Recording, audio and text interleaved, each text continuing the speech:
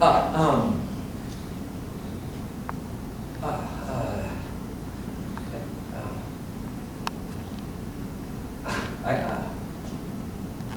I got nothing.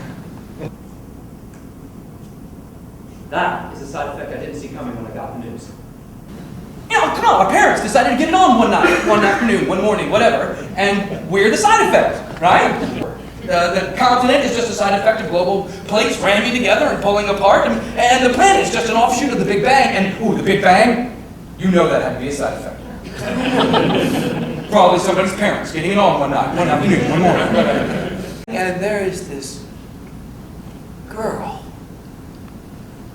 this amazing, flashing-eyed, feel your heart beating against your ribs, am I still breathing?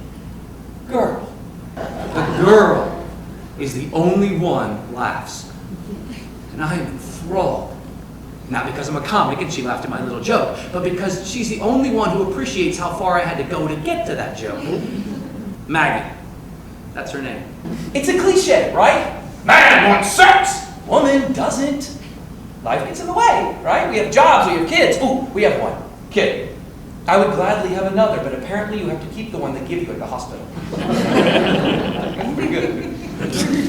Her name is Emma. She's 13. I actually think that I am getting better in bed. No, you didn't laugh. No, really. No, when we first got married, I would go all night just to satisfy her. Now, one time, and my wife is happy for a month. So I am getting pretty good at this. Pretty soon, we won't have to do it at all. Yeah, our date nights were like swimming in waters, right? Where underneath was this great white shark of sexual tension. Nice dinner out, wine, laughs. Dun-dun. More wine, not too much talk about Emma. Dun-dun. Bedroom, dum-dum-dum-dum-dum-dum. Into bed, dum-dum-dum-dum-dum. So close, do-do-do, do-do-do, do-do-do. Get your cold hands away from my legs if you value your knuckles. God, God, God! God? If you can find a way with the whole omnipotence thing for Maggie to be sexually reinvigorated, it would really help my sanity. Amen. Be careful what you pray for, Philip. Ah, that is Shell. We call him the rabbi. Now, he's not a comedian, but he hangs out at the comedy clubs, and he gives some good comedy advice. See, she's really attuned to these things now because that pain in her shoulder and the buzzing feeling, it's Parkinson's. And I am, snooping around for anecdotal cures on my laptop and coming up with all sorts of things that are supposed to help. Dancing, singing, boxing, playing drums, forced high-speed biking, knitting, and taking a foreign language. It's like Parkinson's is the ultimate self-improvement disease. Come on, honey! Frere shopper, parlez-vous, okay, esta. 99 luftballoons are defended to rise. Didn't want to approach.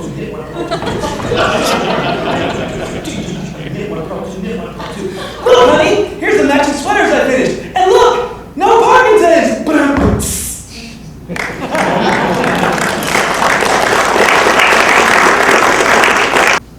And see, that's the thing. All of this, everything that comes with this one word, Parkinson's. All the emotions and the changes and the treatments and our whole future being ripped out from underneath us. This whole huge new universe that we are in. We have to keep all locked up in here.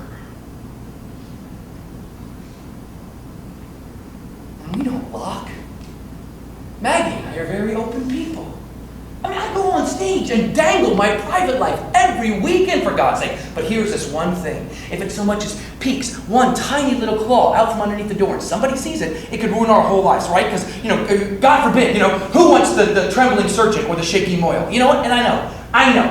I don't want my surgeon trembling either. But Maggie is taking medication to keep her steady. And we asked her doctor about the ethical and legal issues. Please. Do you know how many doctors are on medication for seizure disorders or fighting drug addiction? None of them are required to tell anybody before they operate.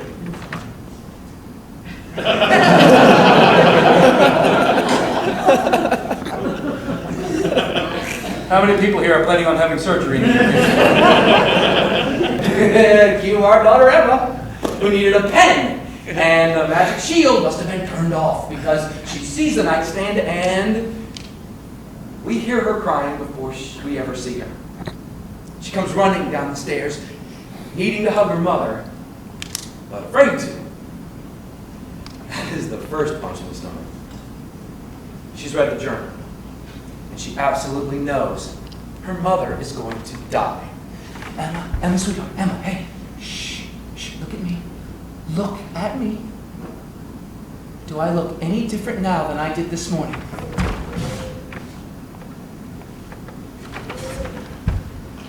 I'm okay. We are all okay tonight. And tonight is where we are. I'm sorry you got scared. That's what we were trying to avoid. I'm sorry.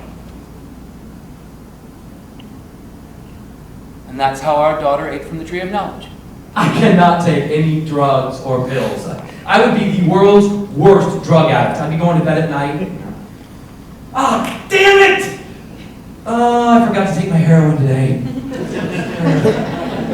Should I take it now? I'll do it tomorrow. Tell your doctor if you experience new or increased gambling, sexual, or other intense urges while taking Requip. Side effects may include nausea, drowsiness, vomiting, and dizziness.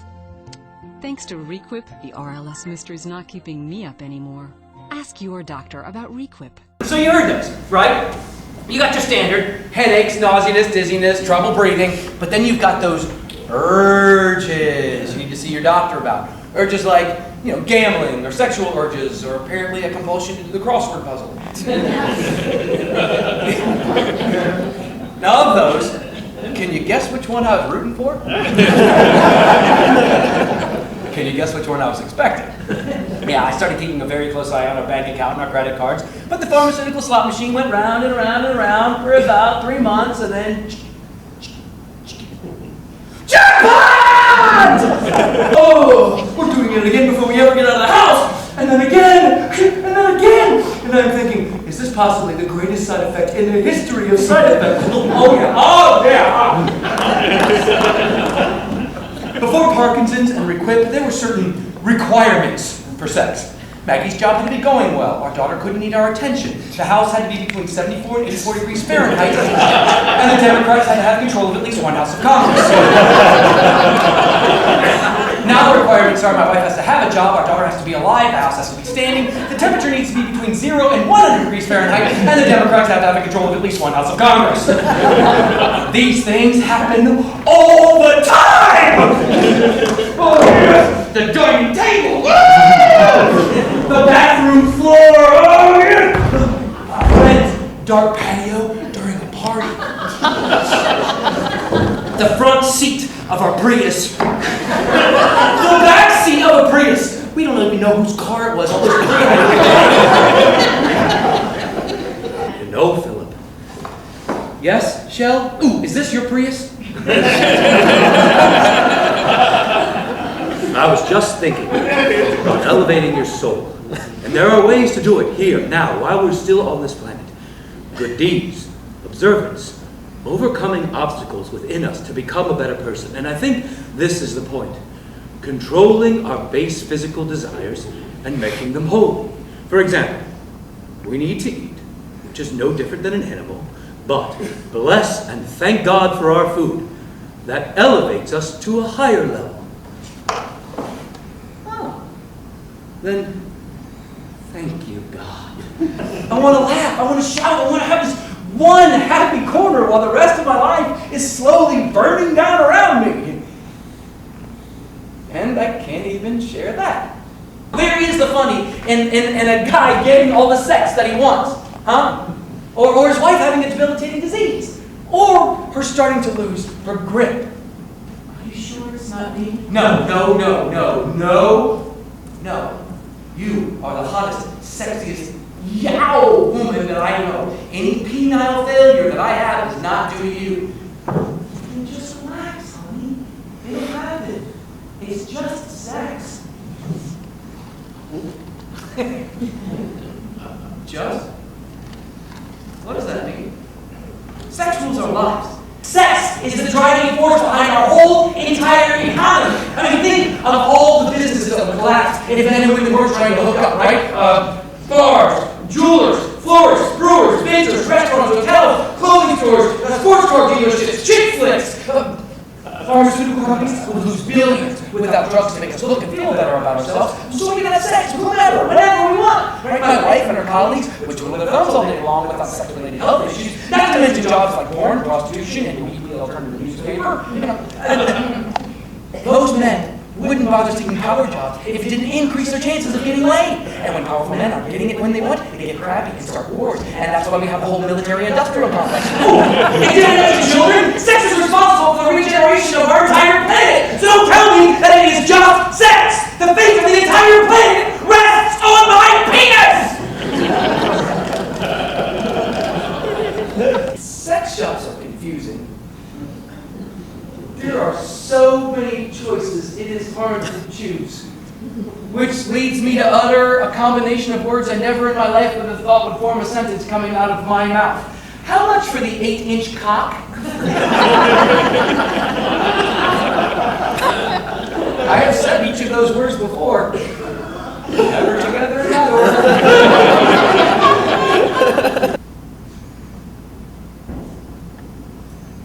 See, I don't know what was the worst new secret? My inability to satisfy my wife, or my unwillingness to take a simple pill to satisfy my wife? But supplements!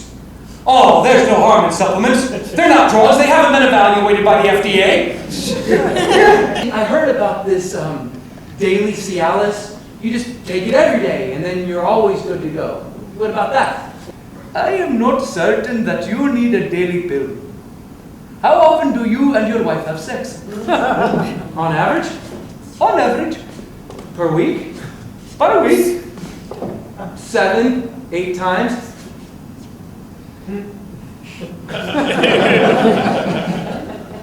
Ooh. I did not realize the severity of the problem. I will write you a script for all 3. You tell me which one works best.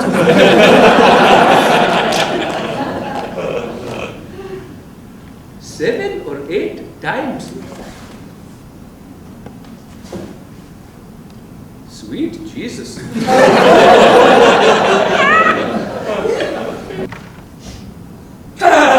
Surprise!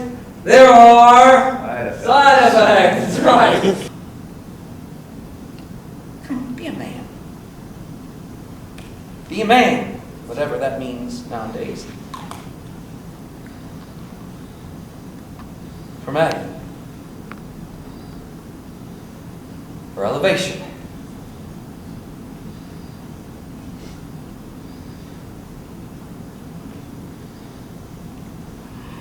Now, every night, I stand in front of my loaded medicine cabinet, running calculations no math class ever prepared me for. I can't take the Viagra, but that takes about an hour to kick in, and Maggie could be raring to go in 10 minutes. But, okay, so maybe I should take the Cialis because that'll last longer. So it's the Levitra, but 20 milligrams or 10. If I combine that with the Yohimbic bark and the maca root, well, nobody in this house understands me! I think I need to talk to somebody. Not to mention the 55-gallon drum of ibuprofen I now dip into for all the aches and pains of trying to stay physically active, because after all, isn't what all this is for, right? I mean, bottom line, aren't we just trying to fend off our decaying bodies for as long as humanly and inhumanly possible, by whatever means necessary, to buy ourselves just a little bit more time to elevate our fucking souls?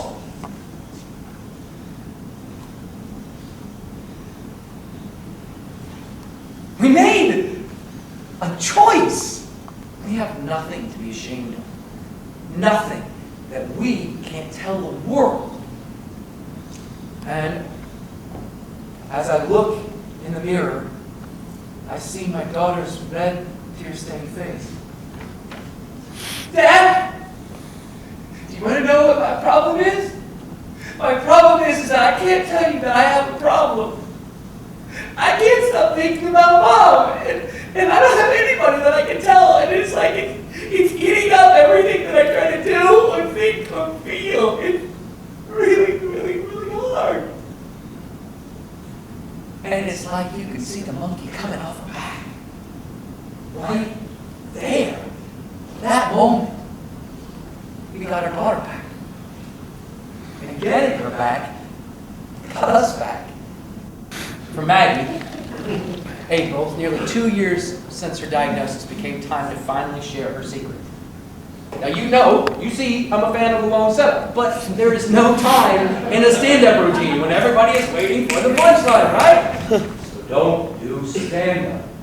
Shell, it's who I am. It's who you were. You also are a guy who took no pills. You want to tell your story. You need a new stage. You, my friend, need a one-man show. The humor has been in the slow setup. And the slow setup goes like this. Maggie and Phil take a trip together. Laughing. Crying when they have to. One shaky, erect step at a time. Yeah. Now, if you will excuse me,